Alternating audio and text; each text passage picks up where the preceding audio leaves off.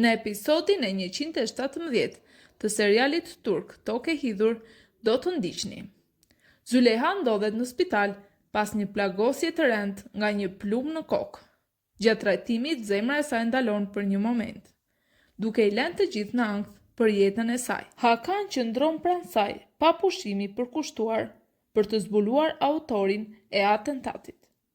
Ai dyshon për Vahap dhe në përpjekje për ta nxjerrë në shesh i vë flakën ndërtesës ku ai fshihej.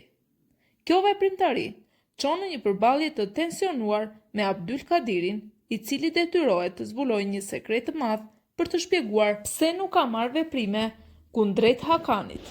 Fikreti tronditur nga lajmi për plagosjen e Züleyhas nxiton në spital, por ndërryn Lutfie për të shmangur një konflikt të mëtejshëm. Ndërkohë Betyl ndjen mungesën e vëmendjes nga Fikret dhe largohet nga indiferenca e tij.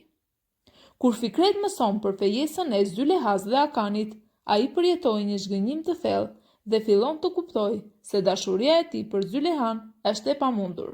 Një gazetar njofton se do të zbulojë identitetin e vërtet të Hakan Gymüşoglut në një transmetim televiziv, duke shkaktuar tension në Çokurov. Hakan përgatitet për pasojat e së kaluarës së tij që po dalin në dritë. Zbulimi i identitetit të tij trondit Züleyhan dhe të tjerët, duke sjellë ndryshime të mëdha në marrëdhëniet mes personazheve.